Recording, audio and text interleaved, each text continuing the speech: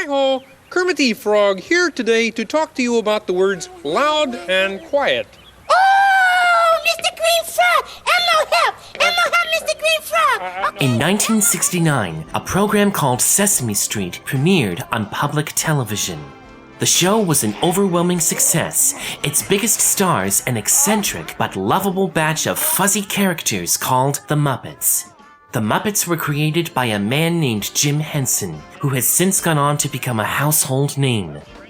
Whether providing heartwarming lessons, hysterical laughs, or journeys into imaginative worlds, the Muppets have proven popular for both kids and their parents. But Henson was not content to be known as just a children's entertainer. In the later years of his life, Henson embarked on ambitious projects to prove that Muppets could appeal to adults as well. These included the David Bowie vehicle Labyrinth,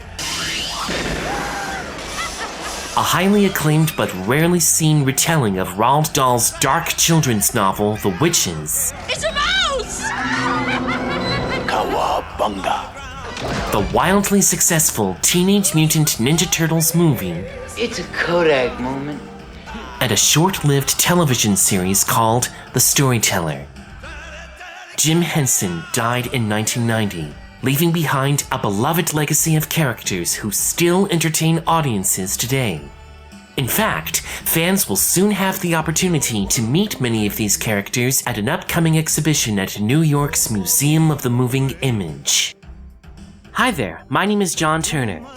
When I was a child, I grew up watching Sesame Street on television, and I've become a huge fan of Jim Henson's ever since. But if you were to ask me, which is my favorite work of his, the answer would be the movie that you're about to see. Released on December 17th, 1982, The Dark Crystal was Henson's first venture into fantasy, set in a most unusual world unlike anything audiences had ever seen before and probably never will again. Nowadays, filmmakers use computers to create such worlds, but you have to remember this movie was made at a time before such technology was possible. So how did someone like Jim Henson realize a project as ambitious as this? Is that what you want to know? In 1977, Henson was drawn to the artwork of a celebrated illustrator named Brian Froud. Henson commissioned the English artist to serve as conceptual designer. His richly sketched drawings helped visualize the world of the Dark Crystal before the script was written. The film's elaborate cast of characters were painstakingly constructed here at Jim Henson's Creature Shop. Bringing the characters to life was another challenge. Some of them were operated the old-fashioned way, but others required more complicated techniques. In many occasions, more than one puppeteer was required to operate a single character. At one point, Henson toyed with the idea of having several characters speak their own language.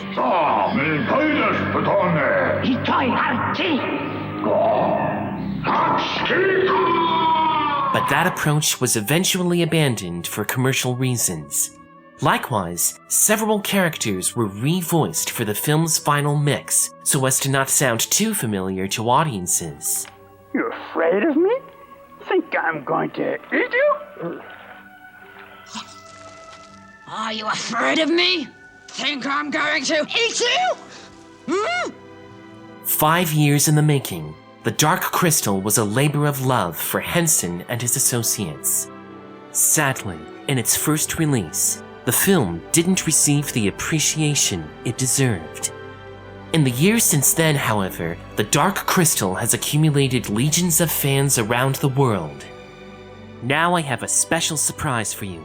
Tonight, in celebration of The Dark Crystal's 35th anniversary, we've invited many fans around the world, as well as some familiar friends, to join you for this special screening. And here they are! As you can see, this is quite a huge turnout. You know, I think Jim Henson would be really happy knowing that his movie is being appreciated by so many... Speeches are not necessary, dear. Roll the film. Oh, but there's so much more I want to tell you. Did you know that Star Wars producer Gary Kurtz was involved in this project too? Oh. At this time, we invite you to sit back in your seats and enjoy the show. Kermit, would you do the honors, please? Roll film!